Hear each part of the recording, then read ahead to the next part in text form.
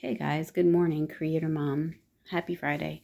So I was doing a yoga class about that was kind of like had the theme of anger, and I was thinking about how like when you get angry, like emotions of anger just feel so strong and so difficult to like get rid of essentially, right? Because I don't know about you, but when I feel angry, it's not like a good feeling. I want something to happen to like make it go away and make it go away fast.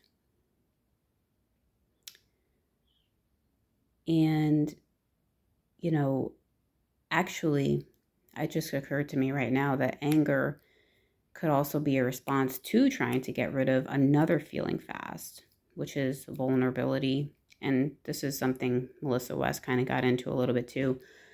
Anger shows up when there's vulnerability, fear. Fear is vulnerability. So anger is always kind of like tied to another root. And for me, I think anger is tied to sometimes feelings of tiredness also, even feelings of hunger. We all know this, right? That's why they have halt. Okay, so if you're feeling angry, are you like hungry? Are you irritated about something? Or agitated? Are you lonely and are you tired? Or even are you fearful? Are you afraid?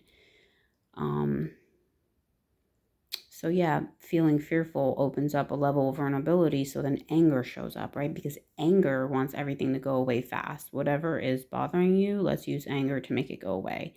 And in internal family systems, anger is like classified as like a firefighter, um, which is like numbing. I don't know, kind of like makes things go away like really fast, like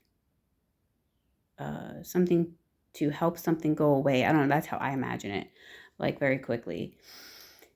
But instead, so it's like, okay, what do we do instead, right? We have anger. It feels so strong and so powerful. Like we really want to act on it. Whatever anger makes us feel like we want to do, yell, shout, scream, bang,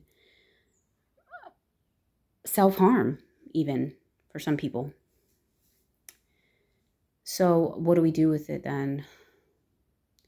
Then I thought, well, I guess we're supposed to sink into it, sink into the anger,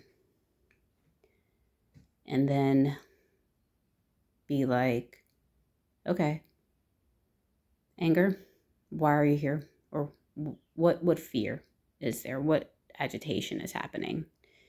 Okay, what fear, what vulnerability lies behind this? Which is the exile. This is how I'm seeing it, like in IFS, internal family systems. So anger is there as a firefighter, essentially to protect the vulnerability of the exile. Whatever the exile's belief is, whatever that vulnerability is, so that you don't have to feel it, so it doesn't get exposed. It's because it's painful, too painful. All right. So then what is that exile? What is that vulnerability? Face it, look at it, come to terms with it, maybe, or even put it on trial. How true is this vulnerability? How true is this exile? And maybe the idea is the more we come to terms with our vulnerabilities and our exiles, um, maybe quite possibly the need to protect it may lower.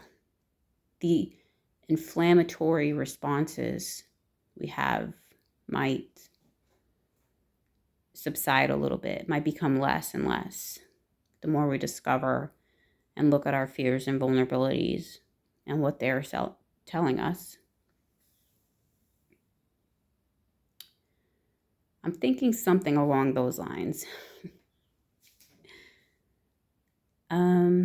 Yeah, and that's all I really wanted to share. So anger is tied to a fear, which makes complete sense to me because I can relate to that in the sense of also of the inner critic. So when you make a mistake, a perceived mistake, I'll say that because I also believe that when we make what we call mistakes as humans, that our divine self also has a way of already covering that mistake, already knowing that that thing was going to happen, and excuse me, already having a way for that to be turned around and made into something good on our behalf. So, like, I believe our divine self is already like a few steps ahead of us, um, there to protect us, you know. Um, so yeah, when we make a mistake, that's when the inner critic really kind of can unleash on us. Um, and at that point, we have to realize that the inner critic, I call her she's always afraid. She's always afraid. Always. Her motivation is fear.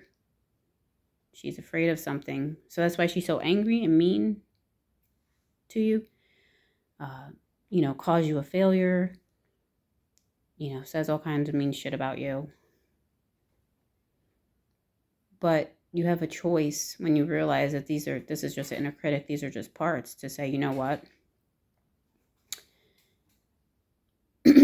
I'm observing these mean thoughts about myself because I made this so-called mistake. And I understand what that is.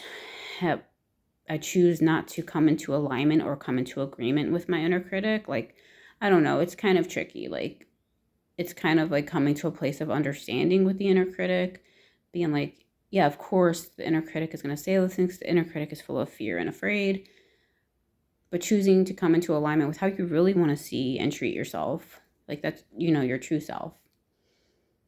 And without necessarily like resisting or fighting the inner critic. I don't know. I feel like it's kind of tricky. I almost feel like it's a lot of like mumbo jumbo. But anyways, take it with a grain of salt. Something like that.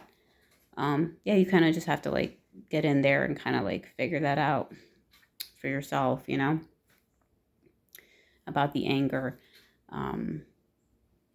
But I think it's just helpful to even just know that that part of you that condemns you is just like the inner critic that's just afraid, and that's why like finding out what it is you're afraid of, finding out what exile that inner critic is protecting, kind of like help unraveling those threads a little bit might help to tone that down just a little bit. All right, everyone, have a wonderful Friday.